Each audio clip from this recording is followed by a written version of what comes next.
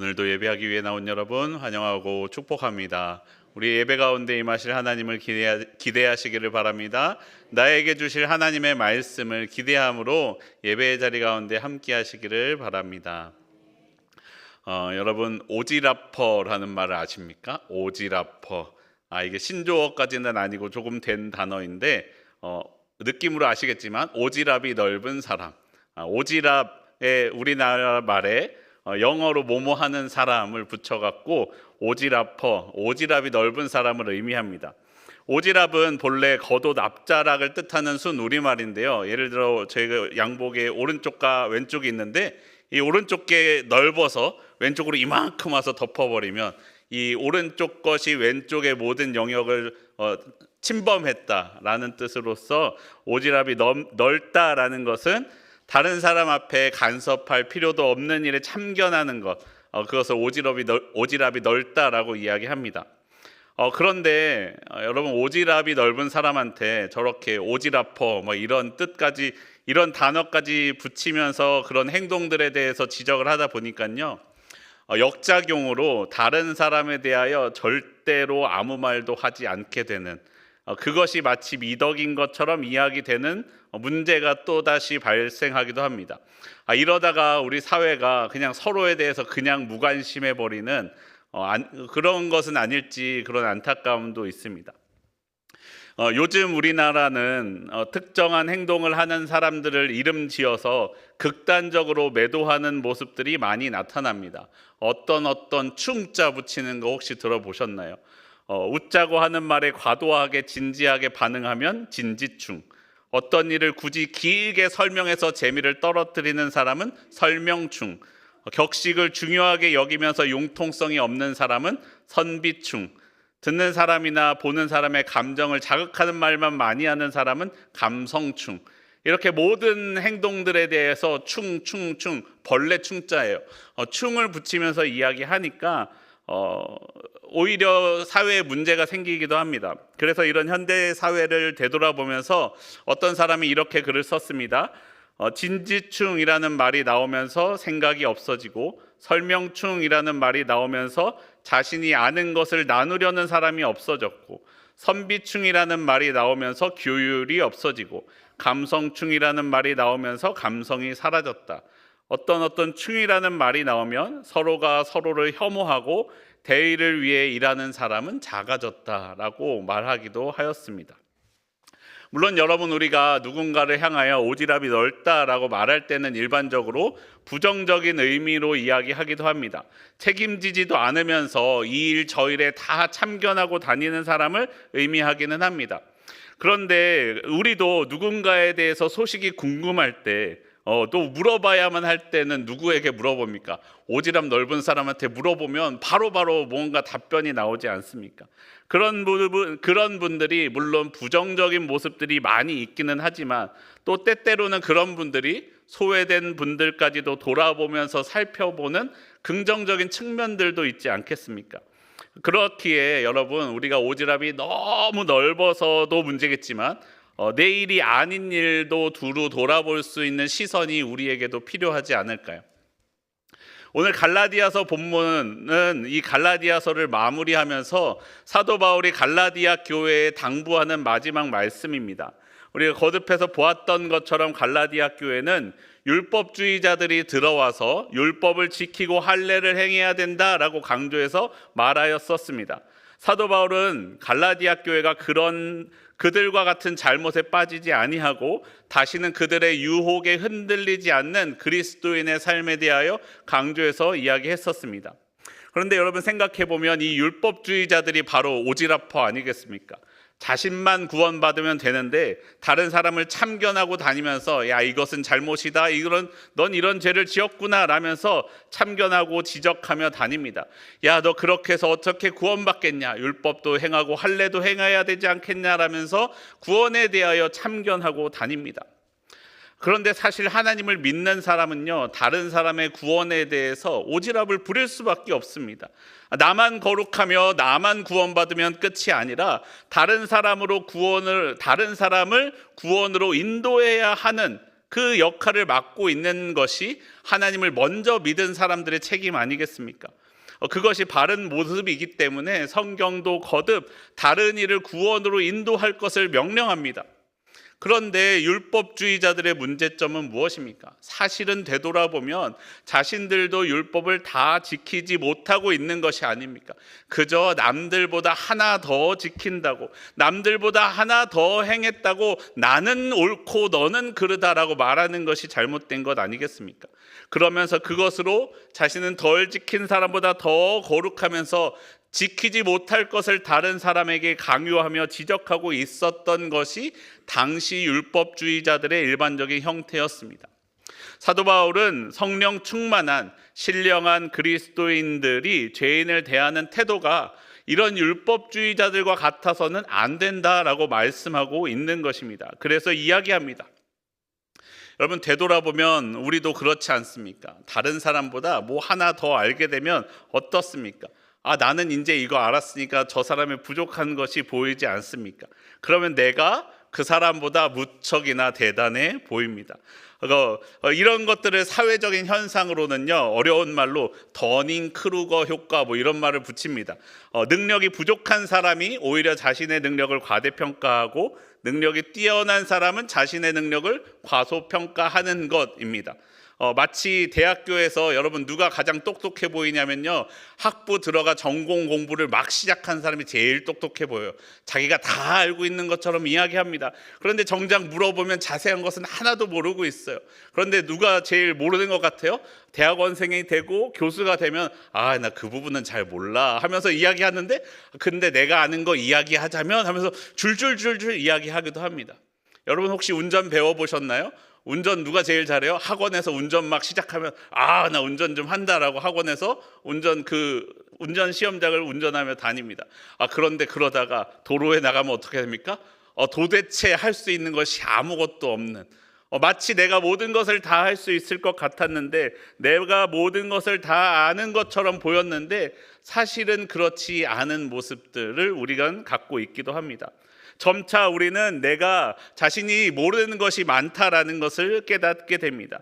그리고 점차 이제 배워가면서 자신의 수준에 맞는 지적 수준들, 위치에 맞는 지적 수준들을 갖추게 되는 것을 더닝 크루거 효과라고 이야기합니다. 여러분, 사람들은 오히려 아는 것이 많이 없을 때 자신을 더 뛰어나다라고 생각합니다. 많이 알아갈수록 오히려 자신은 겸손히 여기고 나에게도 모르는 영역이 있습니다 라며 겸손하게 받아들이게 됩니다. 갈라디아 교회를 비롯한 오늘날의 우리와 같은 그리스도인들은 주 예수 그리스도의 은혜로 말미암아 구원을 받았습니다. 주님이 보내주신 성령으로 충만함으로 살게 되었습니다. 나로서는 되지 않던 그 일이 육체의 욕심을 따라서 살던 내 삶이 이제는 예수님이 내 안에 거하시고 내가 예수님 안에 거함으로 말미암아 앞서 보았던 성령의 열매들을 맺는 삶을 살게 되었습니다. 나는 이제 더 이상 육체의 사람이 아니라 성령의 사람이 되었습니다. 성령 충만하게 되었습니다. 그래서 사도 바울은 이 성령 충만한 사람들에게 이야기합니다. 신령한 여러분 가운데 온유한 심령으로 범죄한 사람들을 바로잡아 주십시오. 그리고 그와 함께 여러분 자신도 돌아보시기를 바랍니다. 이것이 갈라디아서를 마무리하며 갈라디아 교회에 당부하고 있는 사도 바울의 말씀입니다. 다른 사람의 거룩을 참견하고 있는 율법주의자들을 지적하던 사도 바울이 갈라디아 교회를 향하여 다른 사람의 범죄를 바로잡아 주라라고 말씀하고 있는 것입니다. 왜냐하면 본래적인 그리스도인의 모습이 다른 사람의 범죄함을 그대로 두지 말아야 하기 때문입니다. 다른 사람의 범죄함에 대하여 오지랖을 부려야 되기 때문입니다. 다만 여러분, 예수님에게는 있지만 율법주의자들에게는 없었던 것이 무엇입니까? 율법주의자들에게도요, 하나님을 닮은 공의가 있었어요. 무엇이 옳은 것인지 무엇이 바른 것인지 여기서 어긋나면 안 된다, 바르게 행하라 라고 지적하고 있습니다. 하지만 그들에게는 하나님을 닮은 사랑이 없었습니다. 아직 온전히 거룩하지 못한 삶을 사는 사람들을 향한 사랑이 없었습니다. 여러분, 하나님은요, 우리를 향하여 공의로만 대하시지 않았습니다. 하나님은 내가 연약할 때에도, 내가 죄를 지었을 때에도, 내가 하나님께로 돌아왔다 다시 또 죄를 지을 때에도 하나님은 하나님의 공의에서 부족한 나를 사랑하셨습니다. 그리고 오래 참으사 기다려 주셨습니다. 사실 여러분, 오지랖이 되는 것은 그 안에 사랑이 없기 때문입니다. 책임이 없기 때문입니다.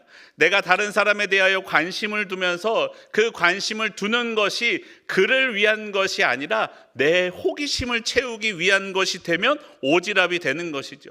그걸 하나 더 아는 나를 높이면 오지랖이 됩니다. 그럴 때 우리는 그 사람이 오지랖을 부린다고 이야기합니다. 그런데 여러분, 우리가 이웃을 사랑으로 돌아봐 주면서 관심을 가지면 무엇이라고 이야기합니까? 사랑이고 관심이라고 이야기하는 것처럼 말입니다. 그래서 사도 바울이 신령한 사람들에게 말씀하는 것입니다. 형제의 범죄한 일이 드러나거든 범죄한 형제를 온유한 심령으로 돌아봐 주십시오. 그것이 신령한 그리스도인의 모습입니다 라고 말씀합니다. 여러분, 지난번 성령의 열매 말씀할 때 기억나시나요? 온유 나왔었습니다. 온유는 그저 모든 것을 다 받아들여 주는 것, 모든 것을 다 포용하는 것이 아닙니다. 힘이 있지만 그것을 잘 다스려 통제하는 것이 온유라고 말씀하였습니다. 내게 성령이 이루어 주신 하나님의 공의가 있지만 그것으로 다른 사람을 공격하지 않는 것입니다. 그 공의를 그냥 사용하는 게 아니라 사랑으로 사용하는 것입니다. 다른 사람을 죄악 가운데에서 그들도 죄악 가운데 있는 그 삶을 잘 다스리도록 도와주는 것입니다. 온유 설명드릴 때 예를 들었던 것이 야생마를 길들이는 것 말씀드렸던 것 기억나시나요? 야생마가 들어와 날뛰면요, 어떻게 하면 됩니까? 사실은 그냥 쫓아내거나 아니면 죽이면 돼요. 근데 왜 우리가 그 야생마를 길들여야 됩니까? 야생마를 죽이면 말고기를 얻고 끝이 나지만 야생마를 길들이면 이동수단이 되고 일꾼이 됩니다. 오래도록 함께하게 됩니다. 여러분, 우리의 범죄하는 형제들을 생각해 보세요. 그들은 우리 공동체 가운데 쫓아내고 끝낼 존재가 아니에요. 그들은 우리가 온유하게 그 힘을 다스리도록 바꾸어 주어야 할 대상입니다. 그들이 온유함을 갖출 수 있도록 도와주어야 할 존재다라는 것입니다. 여러분, 이 말씀을 들을 때 생각나는 친구들이 있으십니까? 혹시 여러 가지 일들로 나랑 다툼이 있고 싸움이 있었는데, 나랑 관계가 껄끄러워졌는데, 근데 지금 사실 되돌아보면 그렇게 큰 일도 아니었는데, 내가 먼저 미안하다고 할 수도 있었던 일이었는데, 그때는 그냥 그러지 못했었던 사람이 혹시 있지는 않으십니까? 또한 여러분 주변에 외로움을 느낄 만한 사람이 있지는 않으십니까? 여러분, 그런 사람들을 돌아보는 오늘의 시간이 되기를 소원합니다. 특별한 이유와 일이 있어서 연락하는 것이 아니라 무언가 목적을 가지고 연락하는 것이 아니라 그저 주님이 나를 사랑하시기에 그 사랑으로 나도 그를 사랑하면서 먼저 내가 연락을 해주는 그런 시도를 해보시는 것은 어떠실까요? 여러분, 율법주의자들은요, 범죄한 이들을 과거에 가두어 놓습니다. 과거에 그들이 행했던 죄, 과거의 그들 모습 가운데 가두어 두며 그 범죄한 사람들을 정죄합니다. 율법주의자들에게는 사랑이 없기 때문에 그렇죠. 하지만 신령한 그리스도인들은 사람들을 과거에 머물러 있도록 내버려 두지 않습니다. 연약한 그들 가운데 미래적인 소망을 바라봅니다. 범죄한 가운데 있는 그 사람들도 사랑합니다. 그 한 사람이 변화함으로써 변화하게 될 온 세상을 꿈꾸면서 그 범죄한 이들을 바라보면서 온유함으로 대해 주는 것입니다. 사랑하는 성도 여러분, 죄악 가운데 있는 형제와 이웃을 바라보는 나의 시선은 어떻습니까? 우리는 정죄할 때가 아니라 사랑 가운데 소망을 가질 때 내가 더욱더 풍성해질 수 있음을 기억하며 형제와 이웃을 대하시기를 바랍니다. 서로를 돌아보십시오. 죄에 빠진 형제를 도울 때 우리의 공동체는 더욱 풍성하게 될 것입니다. 내 안에 충만하신 성령께서 나에게 온유한 마음을 주사 하나님의 사랑으로 그를 사랑하기를 소망하며 돌아보는 저와 여러분의 삶이 되기를 소원합니다. 사도 바울은 범죄한 형제를 온유함으로 돌아보라라고 말씀합니다. 그들을 사랑하라라고 말씀합니다. 그리고 그와 함께 너 자신을 살펴보고 시험을 받을까 조심하라라고 말씀합니다. 오늘 보면 갈라디아서 6장 4절과 5절 우리 함께 한 목소리로 다시 읽겠습니다. 각각 자기의 일을 살피라.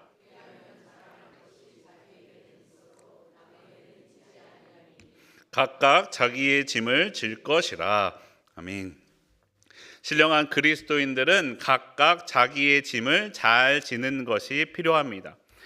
일반적으로 사람들은요, 다른 사람에 대한 평가보다 자기 자신을 평가할 때 점수를 후하게 주기 마련입니다. 그래서 사도 바울은 말하기를 자신의 삶을 살펴보면 자랑거리가 있기는 하지만 그것이 남에게까지 자랑할 만한 것은 없음을 말씀하고 있습니다. 물론 여러분, 그리스도인들은요, 공동체입니다. 함께 예수님의 멍에를 지고 가는 사람들이죠. 연약한 이들을 도와주어야 합니다. 그런데 우리가 다른 사람의 짐을 줄여주는 가장 좋은 방법이 무엇입니까? 바로 내가 내 짐을 잘 지는 것입니다. 자신이 자신의 짐을 잘 지는 것, 내가 내게 주어진 사명을 잘 감당하는 것, 그것이 공동체를 위하는 길이 됩니다. 앞선 2절에서도 짐을 서로 지라라고 말씀하였습니다. 그리고 5절은 각각 자기의 짐을 지라라고 말씀합니다. 마치 별로 떨어지지 않은 본문 안에서 다른 말을 하고 있는 것처럼 보이기는 하지만 원문을 보면 그렇지 않습니다. 2절에서 말씀하고 있는 짐은 헬라어 바로스라는 단어를 사용하는데 넓은 의미에서 몸체의 무게를 의미합니다. 짐이나 무게 있는 물건뿐만 아니라 비유적인 의미로서 압박하는 고통과 불가피한 성격의 아주 중대한 힘을 의미합니다. 그래서 확장된 의미로는 슬픔과 비애와 비통 이런 것을 뜻하고 있습니다. 그런데 그에 비해서 5절은요, 5절에서 말씀하고 있는 짐은 헬라어 포르톤이라는 단어를 사용하는데 이는 앞선 바로스보다 가벼운 짐을 의미합니다. 이 포르톤은 일반적으로 군인들이 행군할 때 지는 1인분의 짐, 그 하나의 배낭을 의미합니다. 그래서 확장된 의미로서는 부담을 의미하기도 하고요. 성경에서는 하나님께서 그리스도인에게 각각 맡기신 직분을 이 포르톤을 사용해서 말씀하기도 합니다. 여러분, 거듭 말씀드리는 것처럼 그리스도인은 공동체입니다. 그렇기 때문에 자신의 감당할 것을 잘 감당하면서 다른 연약한 이들도 돌아보아야 합니다. 그런데 다른 연약한 이들에게 짐이 가지 않게 하는 가장 좋은 방법은 무엇입니까? 내 짐을 잘 지는 것입니다.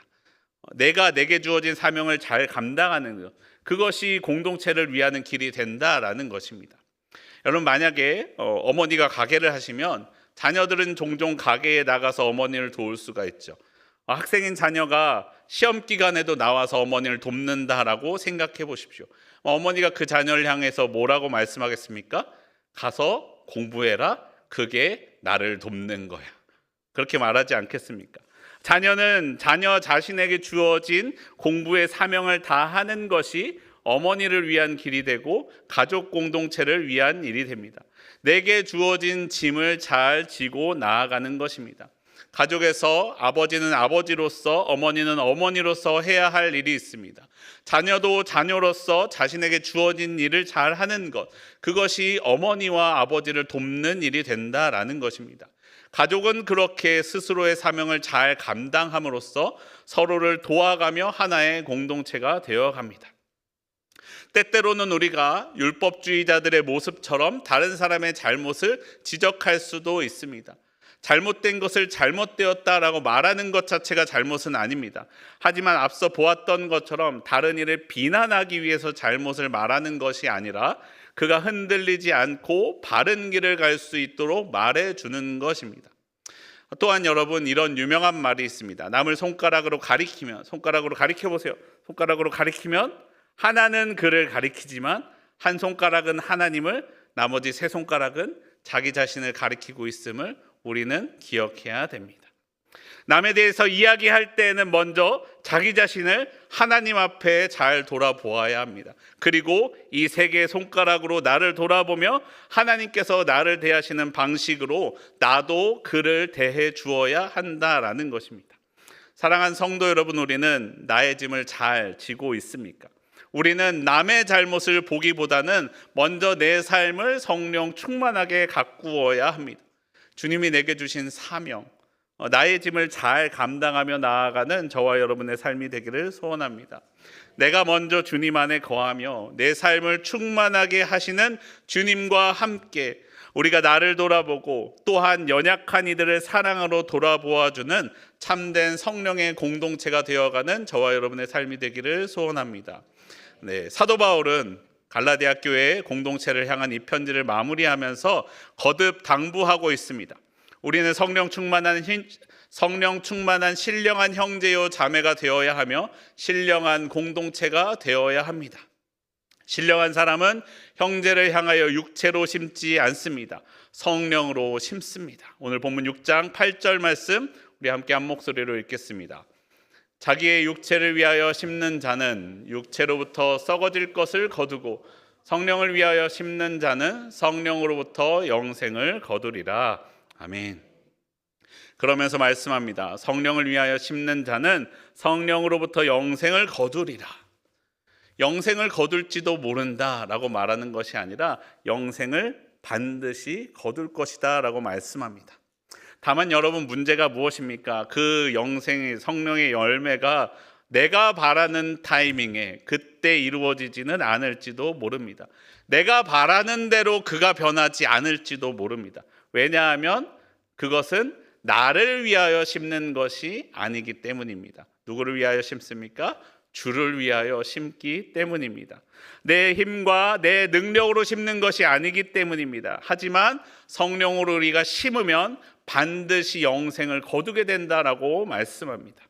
여러분, 그렇기에 우리는 심기를 주저하지 말아야 합니다. 포기하지 말고 계속해서 심어야 합니다. 여러분, 내일부터 우리 전도 다시 합니다. 전도하면 사람들이 교회에 옵니까? 아멘 하는 사람이 한 분밖에 없어요. 믿지 않으십니까? 여러분, 그래도 아무리 내가 전도해도 오지 않는 것 같아요 목사님 해도 우리는 전도하기를 포기하지 말아야 합니다. 우리가 아무리 많이 전해서 단 한 명이 돌아오더라도 여러분, 우리는 그 한 사람 때문에 나아가서 전해야 하는 것입니다. 여러분, 먼저 나의 삶을 돌아보세요. 여러분의 모습을 한번 돌아보세요. 여러분은 잘 변하십니까? 성령이 역사하면 내 삶이, 내 모습이 변합니까? 돌아보면 저도 참 안 변합니다. 매번 제 아내가 저에게 하는 말이 있습니다. 당신 참 안 변한다. 물론 좋은 의미로 하는 게 아니라 나쁜 의미로. 이것들은 좀 변했으면 좋겠는데 여전히 그런 모습들이 저에게 있습니다. 물론 저희 아내도 한두 개쯤은 그런 거 있습니다. 그런데 여러분, 그렇다고 내가 변하지 않는다고 하나님이 저를 포기하실까요?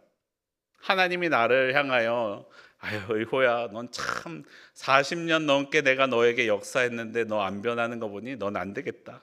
나는 이제 다른 사람이나 신경 쓰련다 라고 하나님이 말씀하시던가요? 아니죠. 하나님은 그래도 또 나를 포기하지 않으시면서 또 말씀합니다. 제가 참 안 변하지만 그래도 하나님이 저와 함께 하시면서 역사하시니 그래도 예전보다는 조금 더 나아지지 않았겠습니까? 여러분, 여러분의 이웃들은 어떠신가요? 내가 선으로 이웃들을 대하면 선으로 돌아옵니까?